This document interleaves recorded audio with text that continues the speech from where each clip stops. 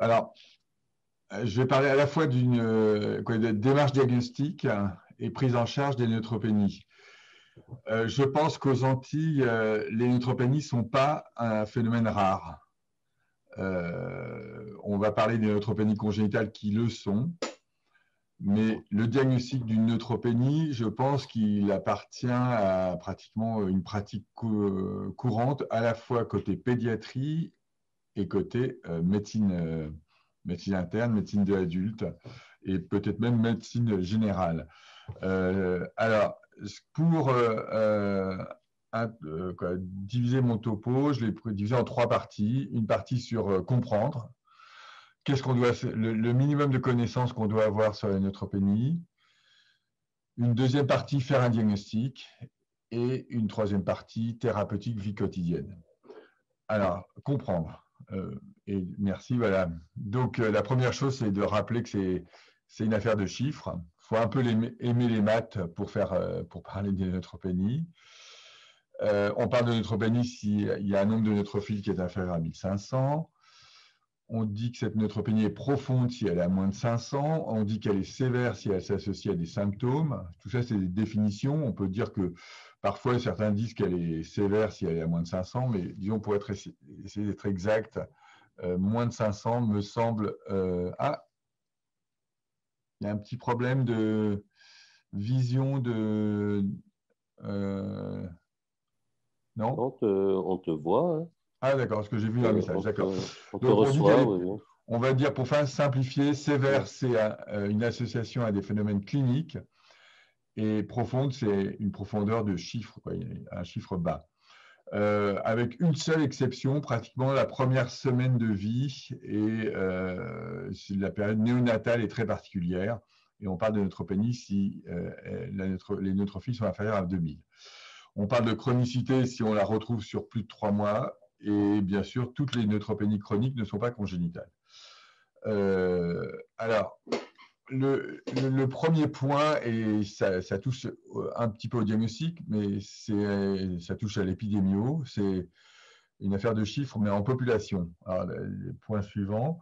Alors ça, c'est une courbe de prévalence de la neutropénie, ou du chiffre de neutrophiles. C'est la distribution exactement du chiffre de neutrophiles en population.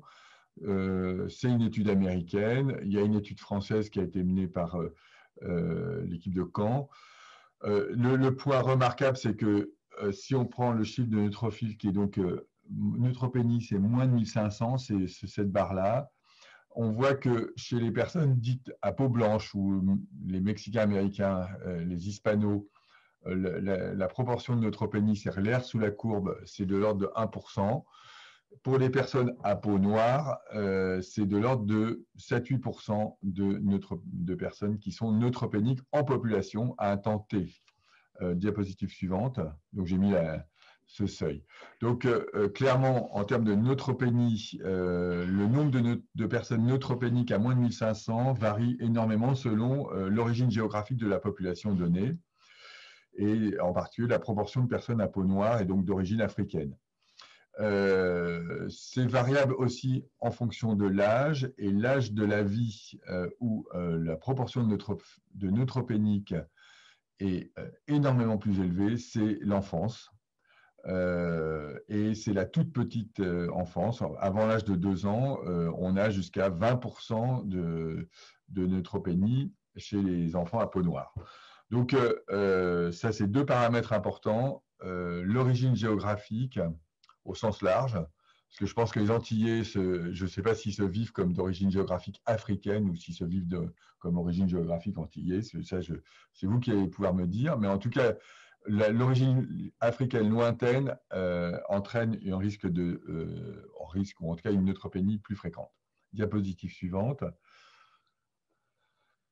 À l'inverse, si on s'intéresse aux neutropénies congénitales et on pense qu'on peut commencer à affirmer des choses parce qu'on a suffisamment labouré le champ en quelque sorte, on a environ sur les 30 dernières années eu 20-25 nouveaux cas par an de neutropénie congénitale, toutes formes confondues. Et on peut dire aujourd'hui qu'en France, y compris Antilles-Guyane, y compris la Réunion, on a environ 1000 personnes vivantes avec une neutropénie dite congénitale, génétique, et, monogénique pour être plus précis. Et donc forcément, diapositive suivante, sur la France entière, si on considère l'enquête épidémiologique des Américains et qu'on applique ces données à peu près à la France, on a environ 1 million de neutropéniques. On sait qu'en post-chimio, il y a énormément de neutropéniques, ça fait à peu près 110 000, si on estime les nombres de personnes en cours de chimio. Les formes iatrogènes sont exceptionnelles, hein, la neutropénie au pyramidon ou des choses comme ça qu'on a appris dans nos études de médecine, c'est très très rare. Et neutropénie congénitale, il y en a 1000, il y a des neutropénies auto-immunes ou idiopathiques. Et en pratique, du côté diagnostic, moins d'une neutropénie sur 1000 qui est identifiée correspond à une neutropénie sévère posant un problème de santé. La très grande majorité des neutropénies ne posent pas de problème de santé, et c'est le cas des neutropénies chez les personnes d'origine africaine. Diapositive suivante. Si je fais des estimations, mais au doigt mouillé, hein, je n'ai pas fait d'enquête épidémiologique, sur la population antillaise qui me semble être d'environ 800 000 habitants, on s'attendrait à avoir 55 000 neutropéniques, on s'attendrait à avoir une très très grande majorité de neutropénies ethniques, presque 50 000. Il y a des neutropénies post-chimiothérapie, parce que forcément il y a des chimiothérapies qui sont administrées à des patients aux Antilles. Il y a à peu près 20 neutropénies iatrogènes, et puis il y a une centaine de neutropénies ou auto-immunes ou congénitales. Donc voilà, ça c'est un peu pour mettre le panorama en cause et pour savoir pourquoi c'est si difficile de faire un diagnostic de neutropénie génétique et pourquoi il va falloir aussi discuter des neutropénies dites ethniques plus en détail, ce que je vais faire. Diapositive suivante. Alors, un mot sur la physiologie des neutrophiles. C'est des rappels de connaissances. Hein. Diapositive suivante. En gros, ce qui est absolument important d'avoir en tête, c'est que la majorité de neutrophiles sont dans la moelle osseuse. Et si on raisonne uniquement sur le sang, on raisonne sur 4% des neutrophiles du corps. Et il y a aussi un compartiment dit marginal qui représente environ 4% de ces neutrophiles. Donc en fait, tous les raisonnements qu'on bâtit sur les nombres de neutrophiles sont bâtis sur un compartiment qui est un compartiment périphérique. Et bien entendu, on ne va pas faire des myélogrammes à tous les patients neutropéniques, et c'est absolument important d'avoir une idée de la macroéconomie des neutrophiles, comment les neutrophiles sont dans le corps, et ils sont cachés de notre regard de docteur, en tout cas, sauf si on fait des myélogrammes, et on ne va pas en faire très souvent. Diapositive suivante. Alors là, c'était juste pour montrer que quelques effecteurs du passage de la moelle osseuse vers le sang et vers le compartiment marginal. Ça dépend du GCSF et donc d'un récepteur au GCSF. GCSF qui est une cytokine sécrétée à l'occasion d'infection, d'une chémokine qui s'appelle CXL12 et de son récepteur qui est CXR4, qui sont des substances qui jouent au niveau intramédulaire pour la migration de ces cellules. Ça joue, il y a un dernier facteur qui est un facteur de membrane du neutrophile et les molécules d'adhérence du membrane. Donc voilà, ça c'est la macroéconomie aussi générale de ce système cellulaire. Diapositive suivante. Ce qui est aussi important de savoir, c'est que dans le sang, la durée de vie de ces neutrophiles sont très très brèves. C'est les cellules évanescentes, 6 à 14 heures pour la durée de vie des neutrophiles dans le sang, ce qui fait un turnover de neutrophiles faramineux. Le temps qu'on parle, on a en une minute, on a 1 à 2 millions de ces cellules qui ont mouru et qui ont été renouvelées et par kilo de poids. Donc, c'est quelque chose qui est un système hyper dynamique dans le corps. Diapositive suivante. La résultante de ce système dynamique, c'est que l'évolution de chiffres neutrophiles dans le sang périphérique est très chaotique. Chaotique au sens mathématique, là aussi on retrouve des maths. Alors, ça veut dire que d'un jour à l'autre, on peut avoir un passage de 2000 à 7000 à 6000 neutrophiles. sans que ça veuille dire que ce soit pathologique, bien sûr, et sans que ça soit une erreur de mesure. C'est une variation de ce chiffre tout le long de la vie. Et ceci est connu depuis le premier papier qui montre ça, c'est les années 20. On la retrouve en 73, il y a des papiers plus récents. Donc c'est un phénomène physiologique. Le chiffre de neutrophile varie chez tout le monde. Il varie aussi chez les personnes neutropéniques. Et donc, quelqu'un qui a une neutropénie dite ethnique va avoir la même variation, sauf que la courbe est décalée vers le bas. Et donc, en tout cas, il est absolument important de ce fait de ne prendre en compte que finalement la tendance et pas uniquement le chiffre quotidien et le chiffre unique de neutrophile pour analyser une situation. Diapositive suivante. Alors, là, je touche à un dogme qu'on apprend dans toute école de médecine, c'est que neutropénie égale infection grave. Est-ce vrai? Alors, diapositive suivante.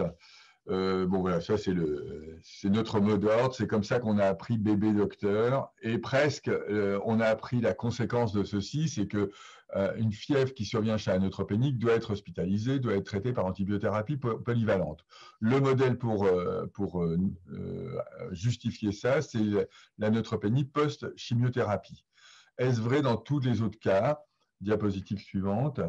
Alors, je donne un exemple extrême, c'est la neutropénie qu'on va observer chez les nourrissons autour de la naissance, avant 8 semaines de vie. Le dogme en pédiatrie, c'est qu'il faut prendre en compte les fièvres qui surviennent avant 2 mois de vie. Il faut les prendre en compte en évaluant ces patients de façon assez invasive, y compris une ponction lombaire. Et deuxièmement, il faut les hospitaliser pour surveillance. Ça, c'est le dogme. Et pour étudier et revisiter ce dogme, il y a eu un papier qui a maintenant 91, on arrive à 30 ans.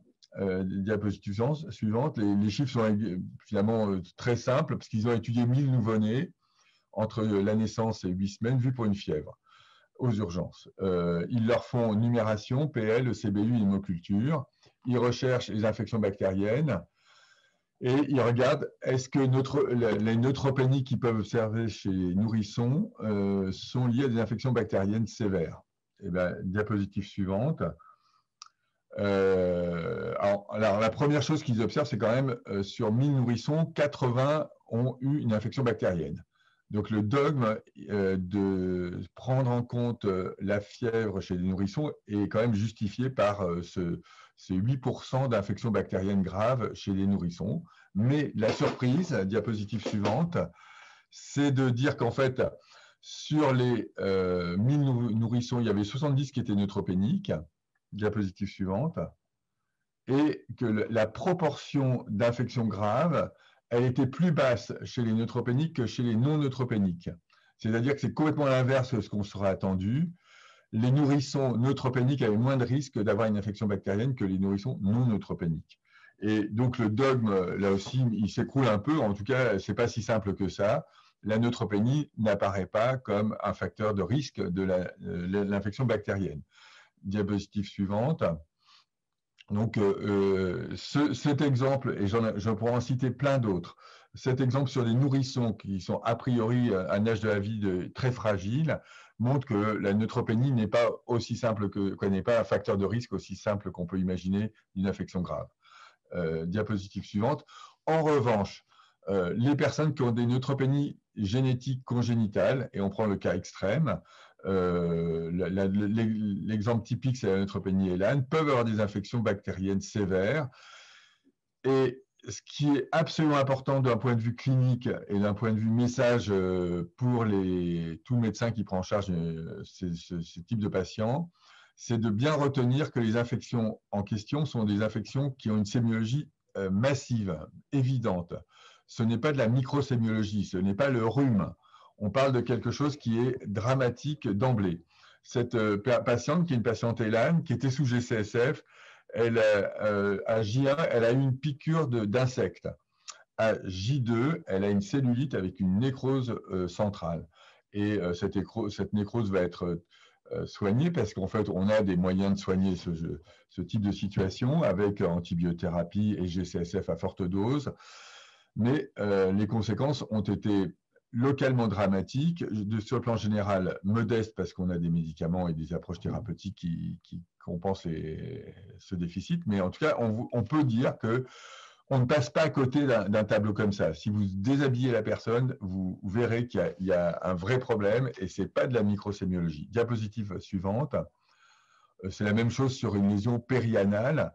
C'est un ictéma gangrénosome chez un gamin qui avait une neutropénie congénitale, un pyocyanique qui va être identifié ici. La première patiente, il n'y a pas de germe identifié. Donc là aussi, ce n'est pas de la microsémiologie, c'est évident. Diapositive suivante. On a la même chose au niveau pulmonaire, il y a des signes pulmonaires qui sont en général assez évidents et des imageries. Alors j'ai mis le scanner, mais là il y avait deux foyers lobaires chez ce patient qui avait une neutropénie génétique et c'était là aussi quelque chose de massif, évident. Soit dit en passant, ce n'était pas un champignon, ce n'était pas une aspergillose, c'était un staphylocoque aureus chez ce patient. Diapositive suivante. Alors, se rajoute un élément sémiologique important chez les patients neutropéniques, chroniques, sévères, c'est l'atteinte bucco-dentaire. Ces patients ont d'une part des aftes qui sont franchement évidents et qui sont des cratères, ce n'est pas des micro-aftes, ou des lésions, ces lésions aftoïdes sur la langue.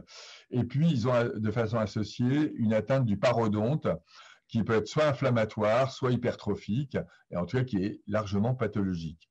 Donc ça aussi, donc infection grave bactérienne et atteinte bucco-dentaire avec parodontopathie et aphte, c'est la base de la sémiologie infectieuse.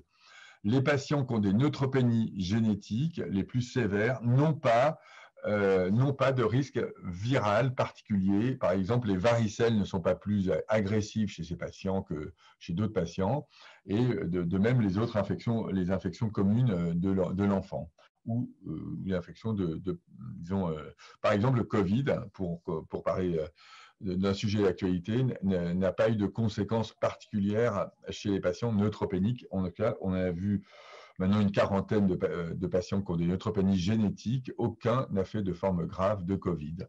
Et en tout cas, c'est pas aussi simple que ça. Donc voilà sur la sémiologie. La sémiologie est massive. Le risque, il n'est pas si simple. En tout cas, toute neutropénie n'entraîne pas ce risque. Et donc, il faut vraiment, je pense, aborder les patients neutropéniques d'une façon plus modeste et ne pas raisonner comme les neutropénies post-chimiothérapie. On va sur le diagnostic. L'exercice, puisqu'on est à distance, c'est que je continue à prendre la parole. On posera les questions après, à la fin de la présentation.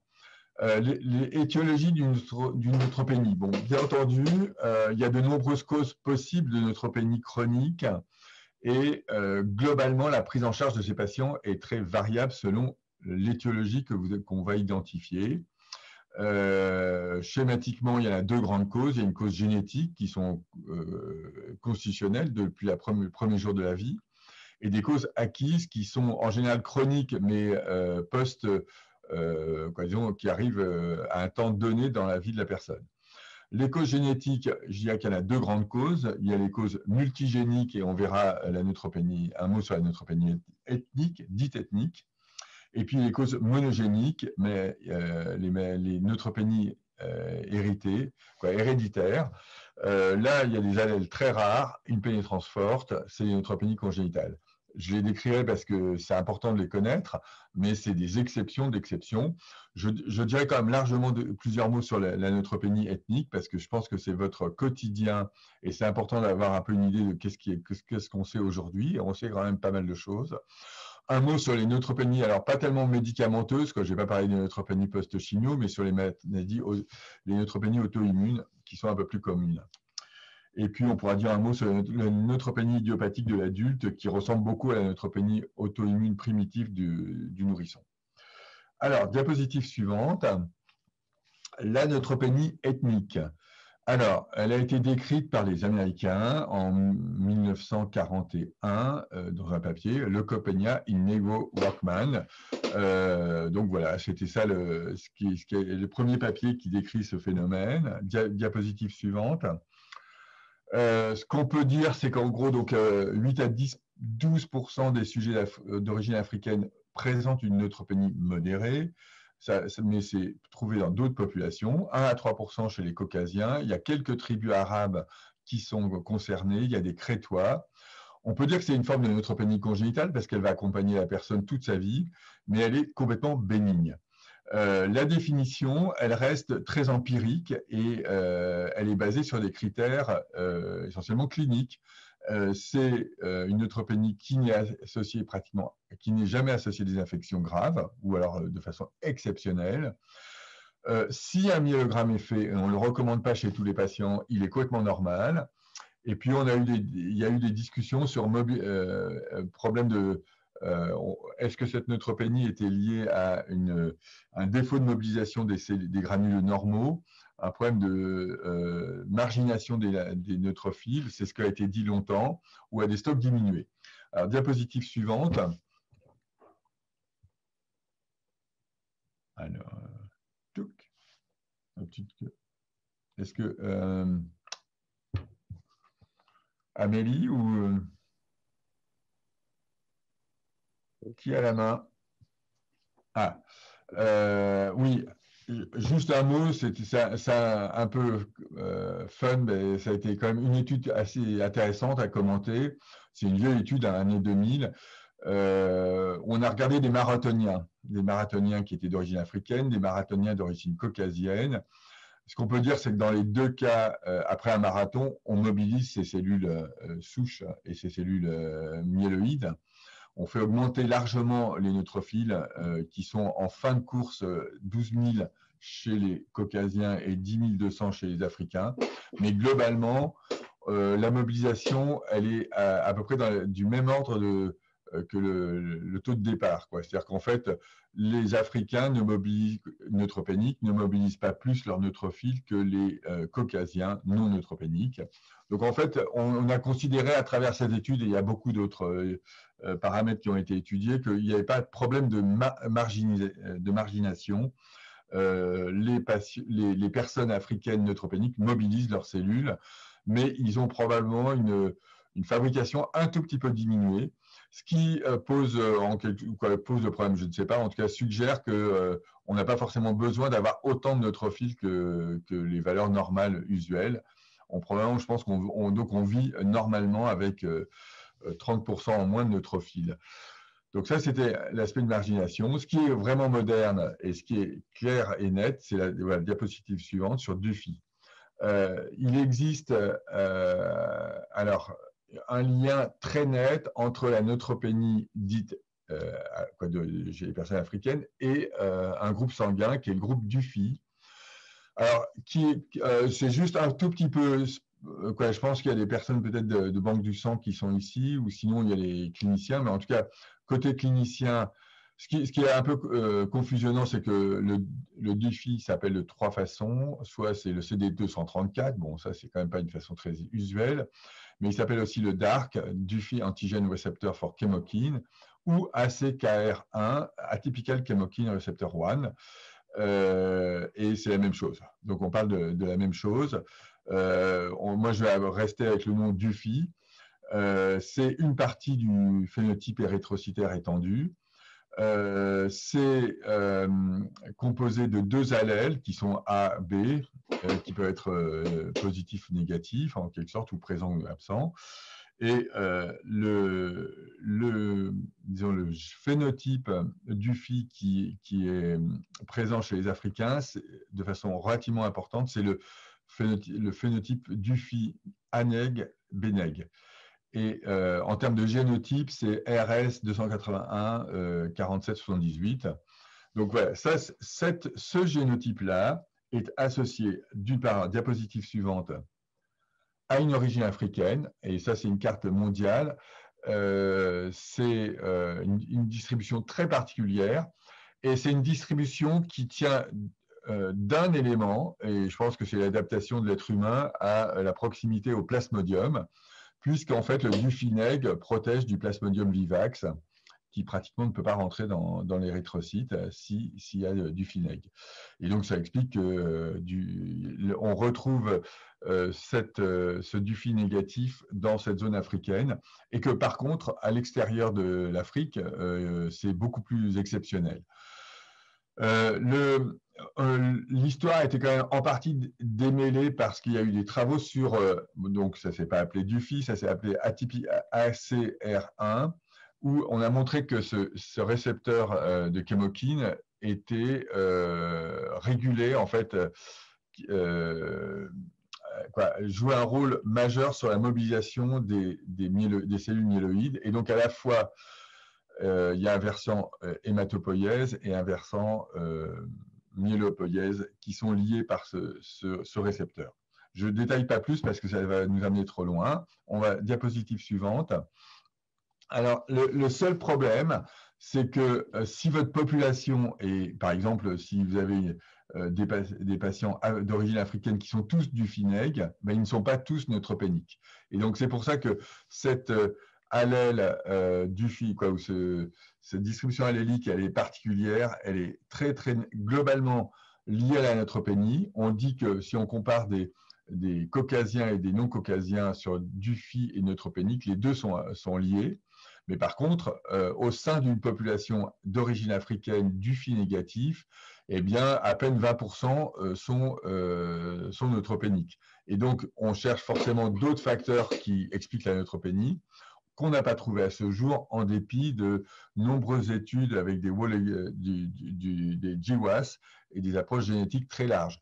Mais en tout cas, clairement, cette histoire est une... il y a du Dufy dans l'air pour expliquer la neutropénie des personnes d'origine africaine.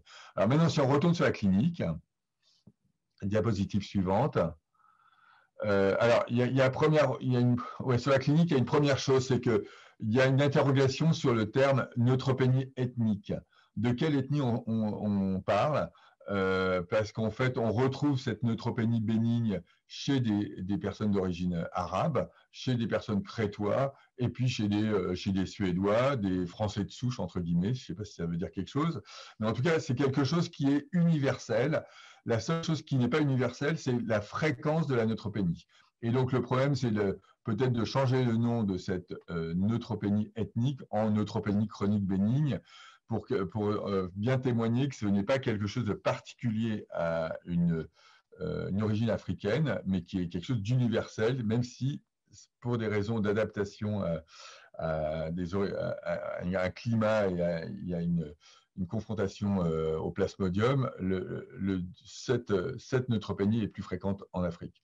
C'est un point de détail, mais je pense que les Américains sont très sensibles à ça et je pense que c'est assez logique d'avoir cette approche. En tout cas, ça, je vous donne un édito dans Blood du mois de février, When non-whiteness become a condition. Donc, est-ce que ne pas être blanc suffit pour définir une maladie?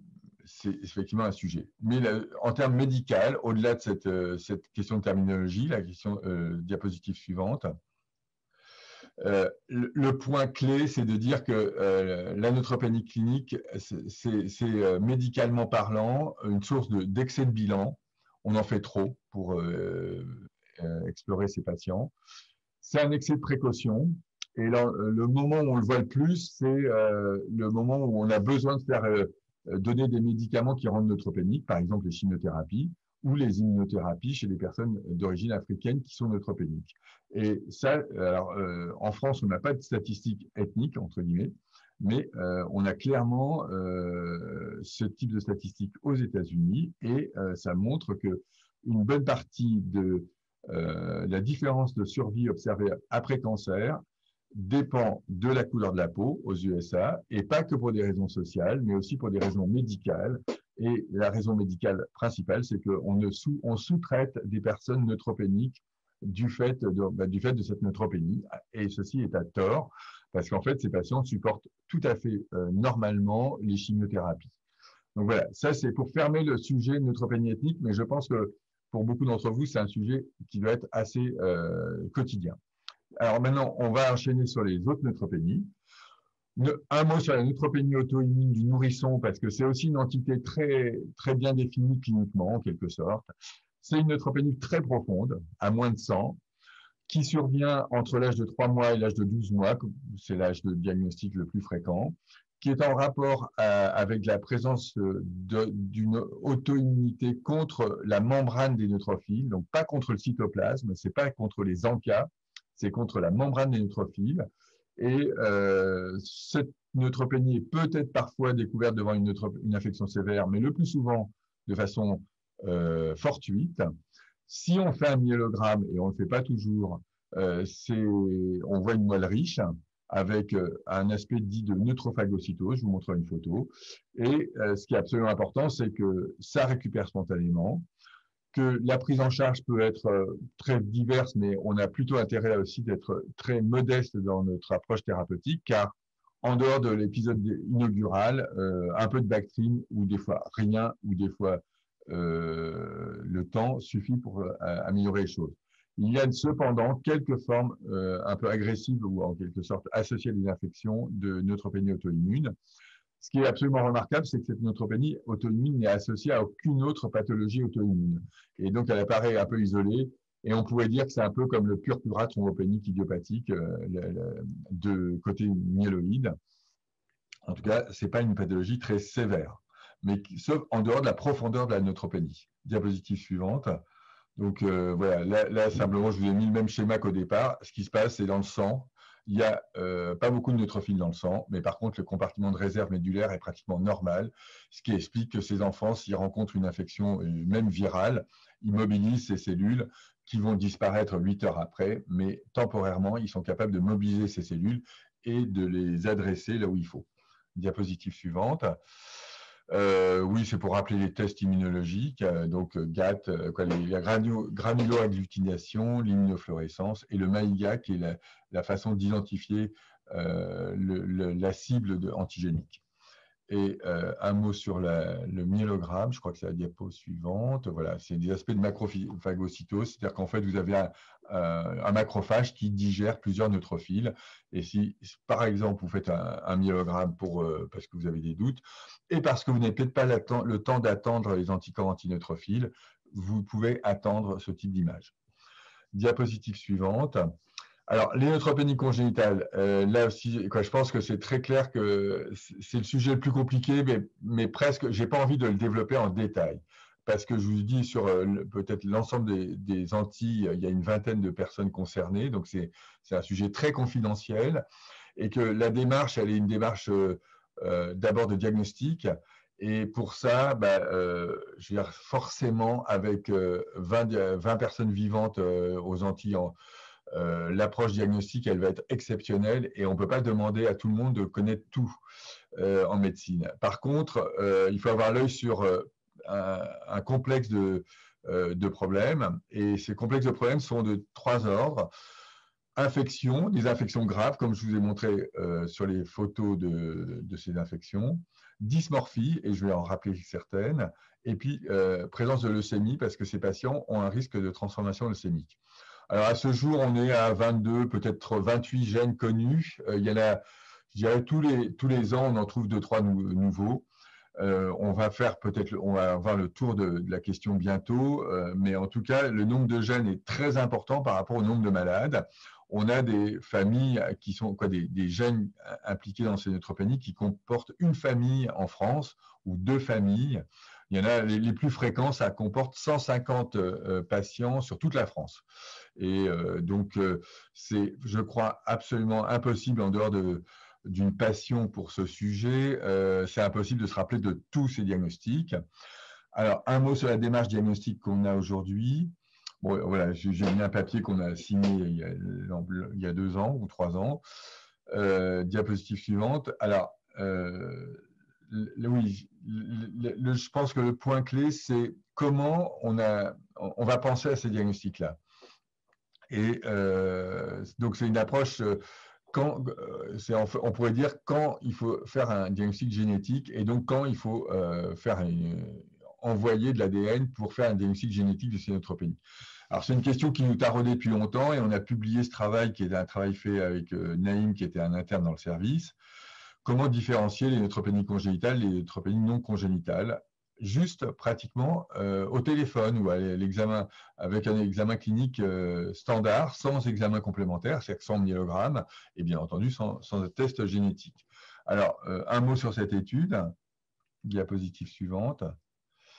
Alors, je résume l'étude. On avait regardé des patients sur une période d'observation d'à peu près 3 ans. Et certains de ces patients en 3 ans avaient eu un diagnostic génétique et avaient eu un diagnostic de neutropénie congénitale, et d'autres n'en avaient pas eu.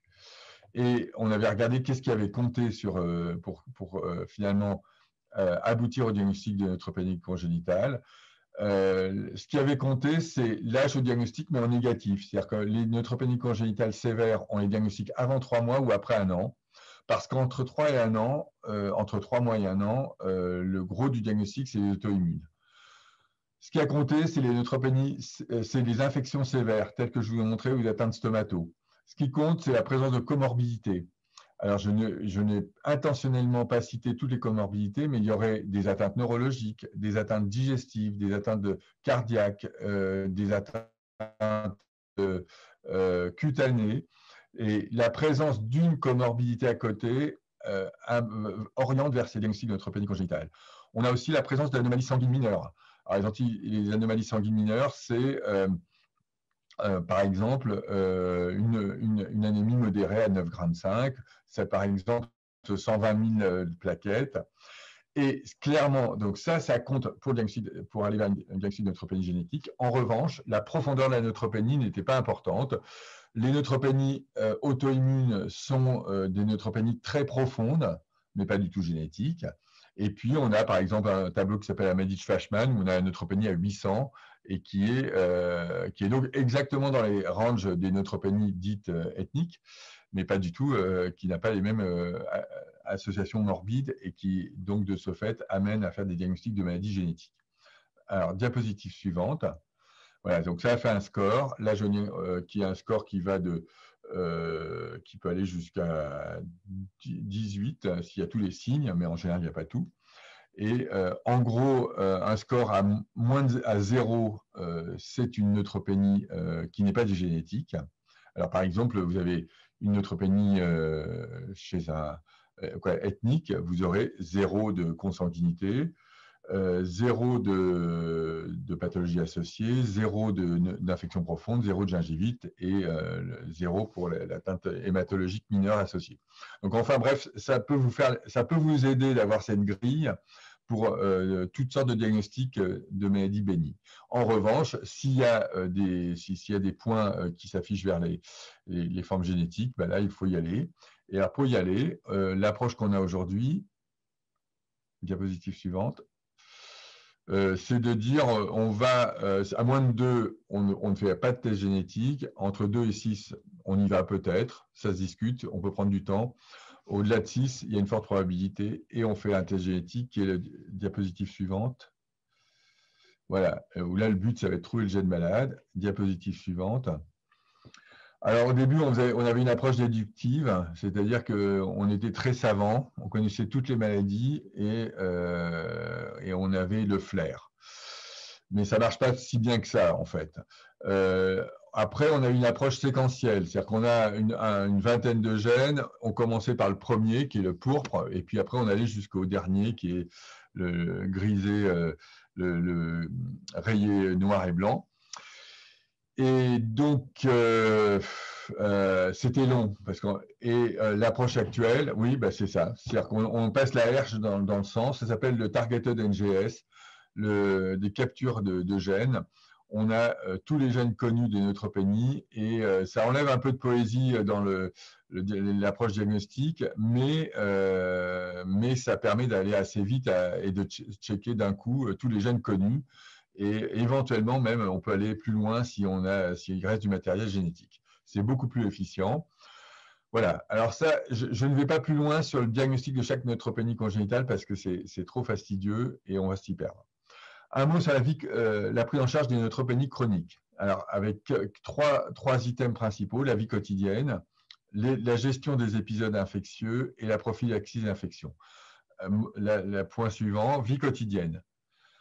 Alors, le point peut-être à souligner, c'est que pour nous, clairement, quand vous ayez une neutropénie congénitale ou une neutropénie encore dite ethnique, il n'y a aucune contre-indication à la vie en collectivité. Deuxièmement, tous les vaccins sont autorisés, voire encouragés. Et en particulier, les vaccins vivants sont possibles. Et puis, le vaccin contre le Covid, par exemple, oui. Faut-il isoler ces enfants en hospitalisation? On ne parle pas des neutropénies post-chimio. Eh ben, on peut dire qu'il n'y a pas de base rationnelle et que ces enfants peuvent être en chambre, disons, normale. Les mesures, masques,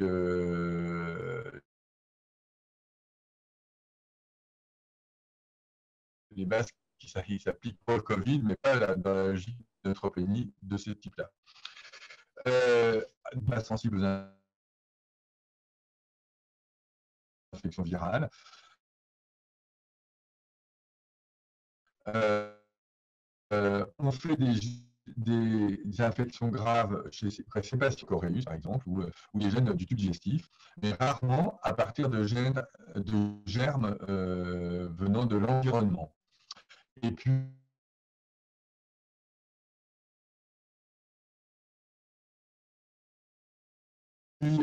pour les neutropénies génétiques, il faut souligner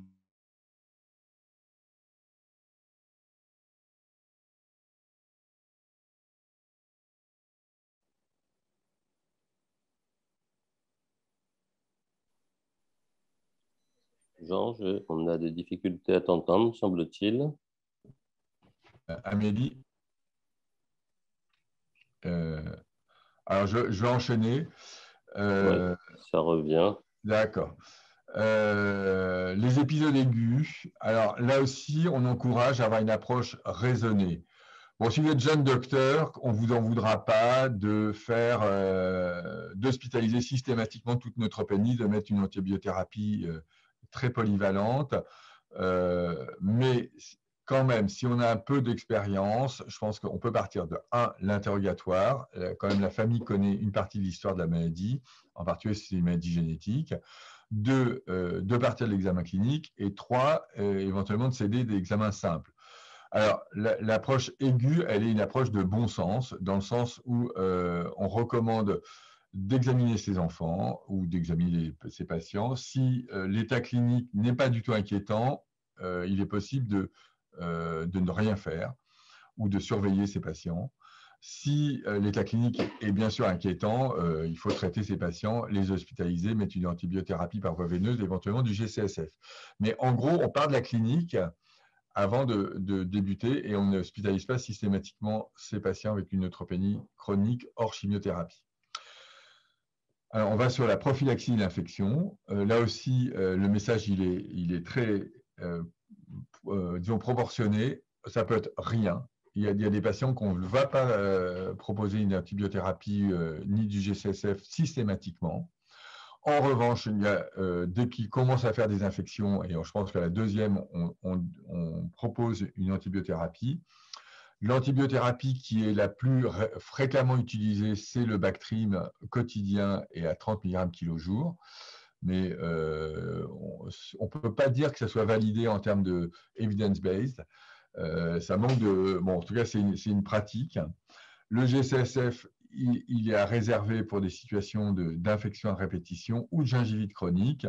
Et puis les allogreffes de moelle, c'est pour des neutropénies génétiques avec des facteurs de risque très particuliers. On en pratique sur la France entière environ 3 par an pour cette indication. Donc, c'est des cas rigoureusement exceptionnels qui sont discutés en RCP national avec des... Bon, voilà, c'est quand même vraiment des exceptions. Et pour finir, on a un site internet qui permet d'échanger des informations. On doit toujours améliorer notre site internet. On espère qu'il est en partie satisfaisant, mais en tout cas, il existe. Il permet aussi de faire le lien avec des RCP qui peuvent donner des avis sur des situations précises. Et pour finir, d'une part, merci pour votre attention, parce que c'est courageux à distance. Et puis, bon, voilà, on est très nombreux à participer à ce travail et à la filière Marie. Voilà, merci.